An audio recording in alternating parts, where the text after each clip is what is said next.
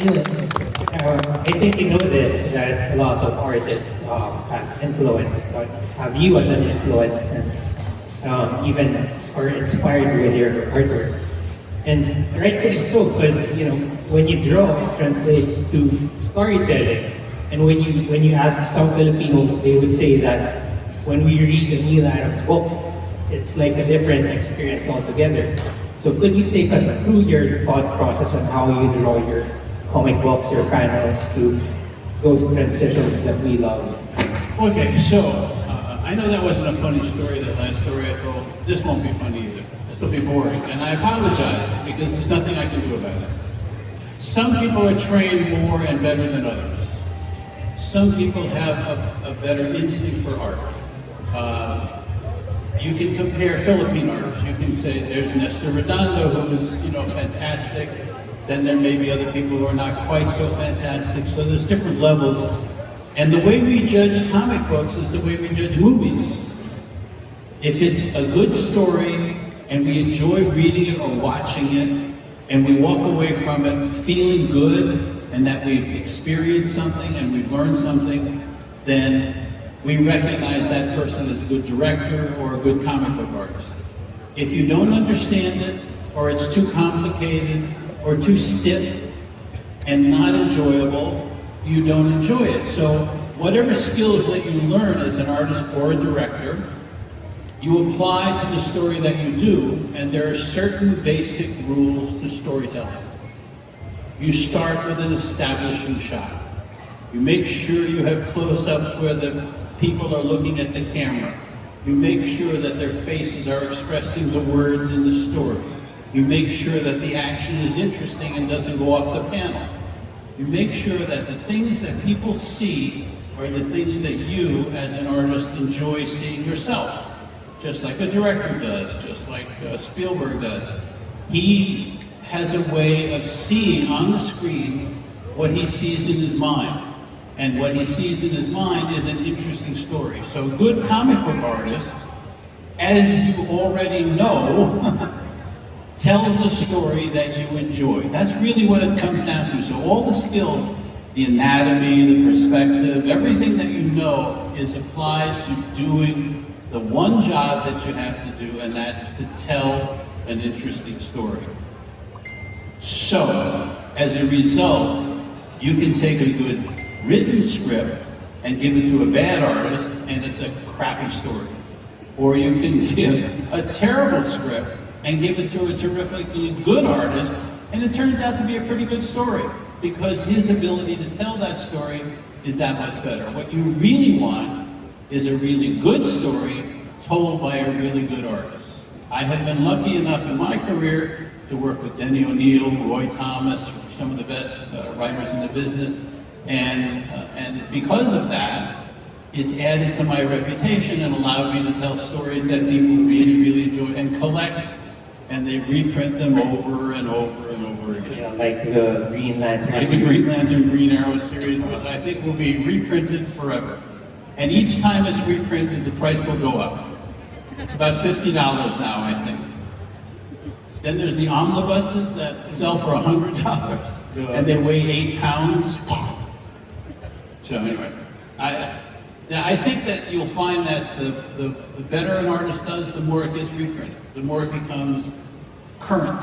Even though it's not current, it seems current, because the artist writes for every day, or every year, for every epoch. Like Rembrandt writes for draws for everybody. Michelangelo paints for every epoch. He doesn't, it's not just locked in his time. So artists draw for the ages, or try to. Sometimes fail.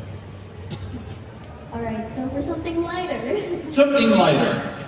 If you could have the chance to work on any character whatsoever, what character would you work on and how would you portray them?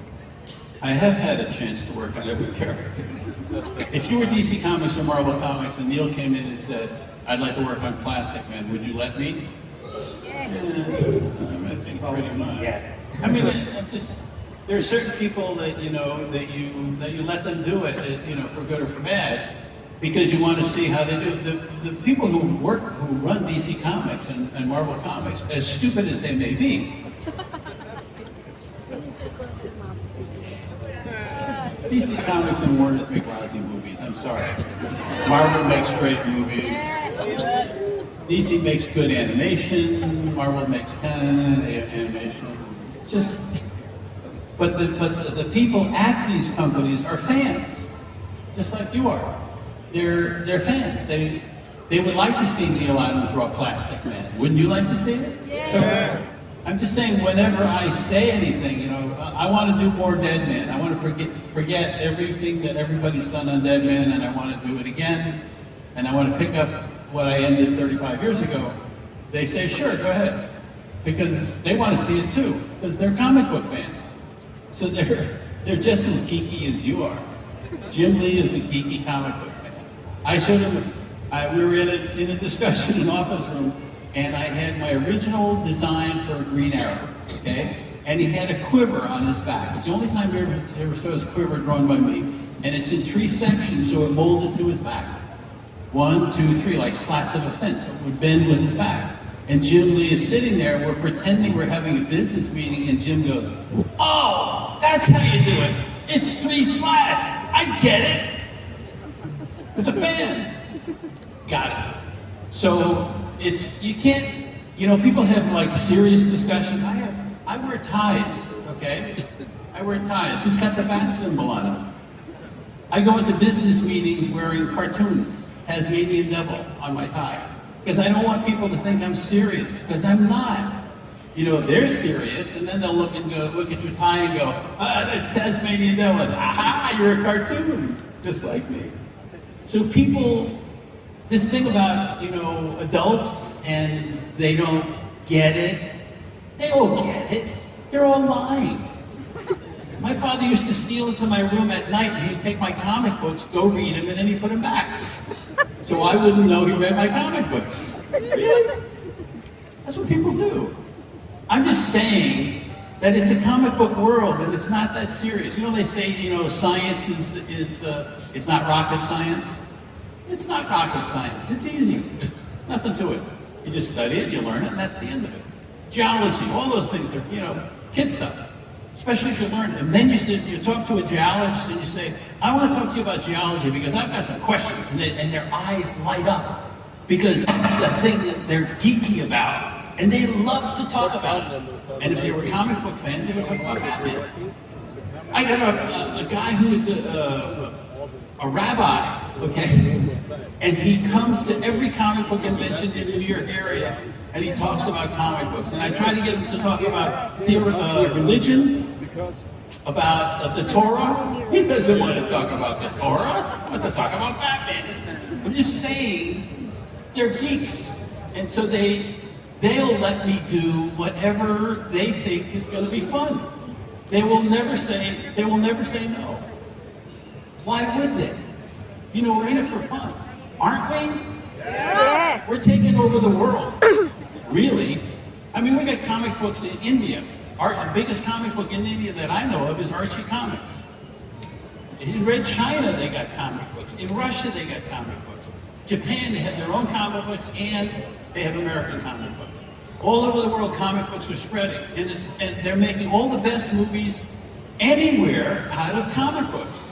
$250 million movie, it's a comic book movie. You're not going to spend a $250 million on To Kill a Mockingbird. You're going to spend it on Batman. I'm just saying, you don't need it for To Kill a Mockingbird, do you? Really? Or you go to a movie and you say, oh, thank God this isn't based on a comic book, and at the end it says, based on the graphic novel by so-and-so and so-and-so. It's just, we're taking over the world. And so everything is possible, everything is easy, there's no hard questions, and we are not really smart creatures. You know, I study a lot of science. It's not smart, it's just like comic books. I mean, if your kid is interested in really any field, as long as they attack it the way a comic book fan attacks comic books, they're going to have a great time doing whatever it is that they love to do. And you should have a great time letting them, because they're having a great time. And that's what it's about. We've come away very diligently and effectively away from the boring 8-hour-a-day job. We've moved toward entrepreneurship. We've moved toward interesting projects. We look for that creative light in our kids' eyes, almost to the prejudice of our other kids. Because, you get a kid who wants to draw comic books, you go, wow, I have a kid that wants to draw comic books.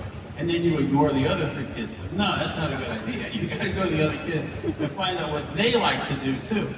It's just so wonderful. I mean, you're here at a comic book convention, and this is the future. Not just comic books, but the literature of the world. How are we going to communicate with the Russians? How are we going to communicate with the Chinese communists? And we don't call them Chinese communists anymore. We call them Chinese. We've forgotten that, And so we're all going to make peace, and nobody's going to die. Right? Because nobody dies in comic books. If they do, they come back to life. Just like Professor X. Just like Professor X. He's due to come back to life soon.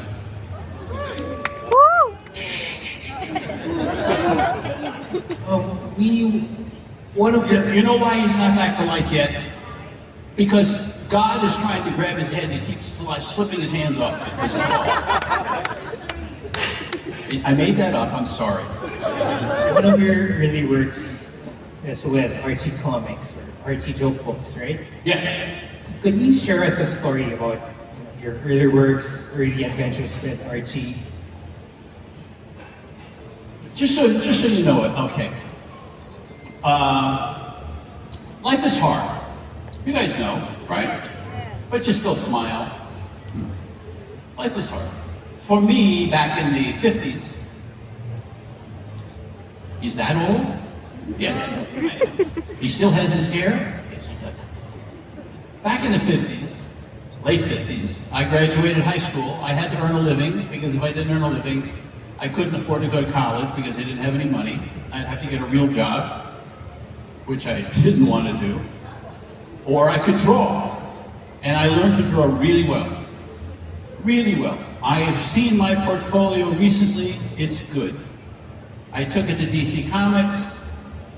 This old guy came out, Bill Perry. I shouldn't say old guy, It's like, Bill Perry comes out and he looks at it and he says, "Kid, we're not hiring.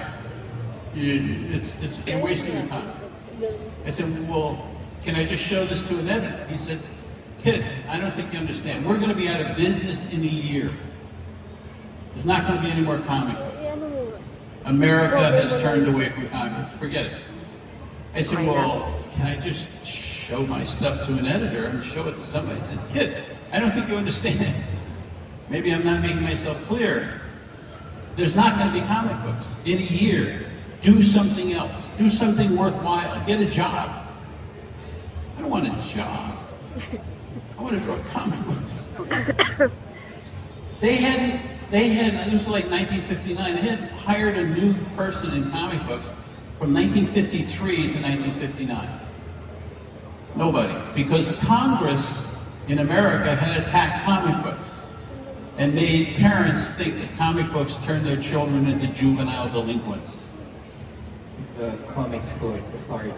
Yeah, the Comics Code. And the Comics Code was created, so then they started to do comic books like My Greatest Adventure and Mr. District Attorney and Pat Boone Comics.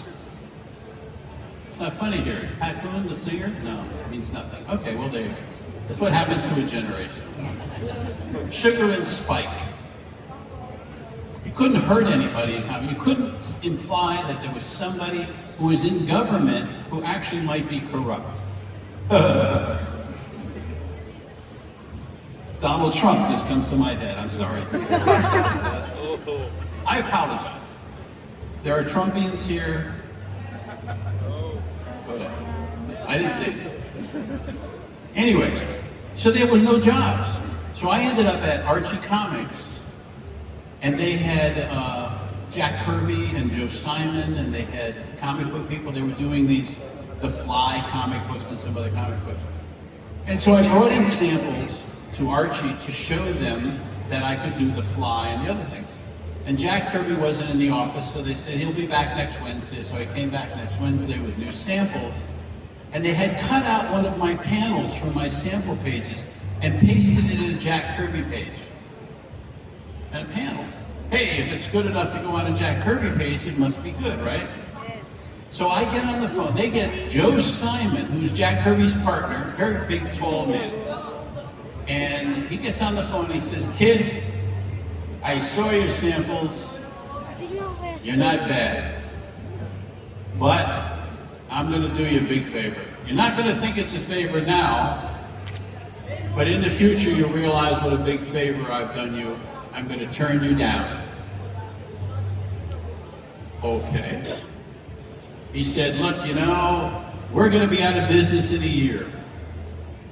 There's not going to be comic books in the United States in a year. So I don't want to ruin your life. No." So I hung up the phone. And I turned around, and the Archie guys must have seen the look on my face, and they said, "Maybe you want to draw Archie?" I said, "I will draw anything." So they said, "Well, we have to have samples." So I said, "Okay." So I did samples for Archie. I brought him in the next week. They looked at it, and they said, "Not too bad. Try again." So I went home and I realized that they had very high standards for Archie, so I got some Dan DeCarlo comic books. You may not know who Dan DeCarlo is, but he was the best Archie artist. I photostated the pages from the comic book, I put them on my light box, and I traced them line for line. And then I brought them in. And they said, "Well, that's a little better. Okay, we'll let you do Archie." I'm admitting to, I did a criminal act. It wasn't a criminal act, I just traced the comic. Really, they wouldn't have been satisfied with anything less, so I gave them Dan DeCarlo. So they were happy. And they said, "You can write jokes, right?" I said, "Sure." "Can you write jokes?" If you've got a joke book, you can write jokes. Because they had joke books, you could just steal the jokes. So I was stealing the jokes. Actually, I stole the jokes from Junior Scholastic magazine that they had passed out in school. I tear the joke page out and I put it in my tabouret, and I had a stack of jokes this high. Yeah, I could write jokes. So I started writing joke pages. Now, leap forward in time about 10 years. I'm up at DC Comics. I'm turning out covers. I'm a radical troublemaker. Soon to bring Philippine artists over to America. Getting original art, trying to get original art back into the hands of the artists, writing newsletters, telling people what's wrong with the industry, troublemaker, making changes, okay? I get told that Joe Simon, Paul guy, Jack Kirby's partner, is in the building. And he's with Joe Orlando, and Joe Orlando runs down the hall and says, "Neil, Joe Simon's here, he'd like to meet you." Say, "Good, great." So Joe Simon comes sailing down the hall, because he's like a ship, you know, a tall ship that sails. Like, do you ever watch a tall guy walk? Every time they take a turn, they kind of tip into the wind like that. Tipped into the wind. And he shook my hand, "Mr. Simon." He said, I gotta get some advice from you." I said, "Well, let's go to the coffee room." They had a coffee room at DC Comics. They had coffee in the machine, it was pretty good. Got some coffee, we sat down. He said, I got some problems. I'm trying to reclaim the rights to Captain America and some other characters that I created, and I don't know how to go about it. I said, "Well, it just happens that I do." So why don't we sit down and we'll talk about it. So I gave him some advice. I gave him 2 lawyers who didn't charge any money. Imagine such a thing, lawyers that don't charge money. It's like a miracle from God, you know? Don't charge any money, really? So they don't charge any money. And I said, "Okay, and I want you to understand this. Now, there's a thing that happens in business. You may not know about this, but you can check with your friends and ask them about bookkeepers. I said, Joe, what you want to do is whatever you think they owe you in money, you write a bill and you send it to them. And Joe said, well, why would I do that? They'll just throw it away. I said, no, you don't understand. Every company that gets bills has bookkeepers that when they're born with glue on their fingers. You may not know this, but all bookkeepers are born with glue on their fingers. That's how you can identify a bookkeeper. You go around and feel babies' fingers, and if they've got glue on it, they'll become bookkeepers. Okay, so when they get bills, they take those bills, and maybe the boss says, well, throw those away. They try to throw them away, but they can't, because they have glue on their fingers. They keep trying to throw them, because the boss told them to throw them away, so they put them in a file. Close the file. Why? Because their boss may come to them 5 years later and say, remember those bills we got 5 years ago? And they'll go, what? Here they are. Because they had glue on their fingers. Ask any bookkeeper. Telling you it's the truth. Anyway. So Joe says, that's not true. I said, no, it's not true. It's fine, but you do it, they will never throw away your bills. So that's what you call a paper trail.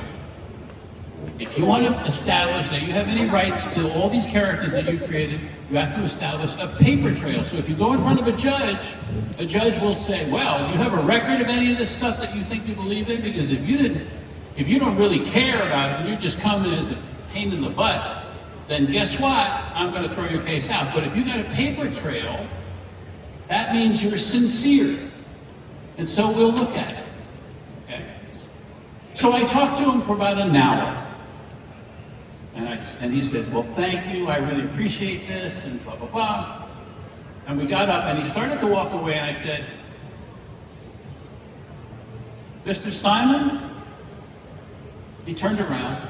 I said, do you know who I am? He said, yeah, you're Neil Adams, the crusader for rights, and, you know, you get justice and all that stuff. He said, that's why I came to you. I said, Mr. Simon, come on back here and sit down. I want to tell you a story. So I told him the story about our conversation back at Archie Comics when I was 18 years old.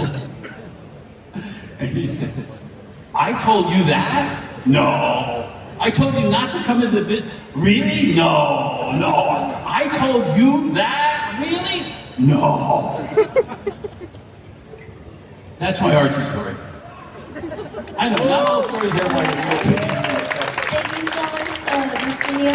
Okay, we're going to be having our audience ask questions. Sure.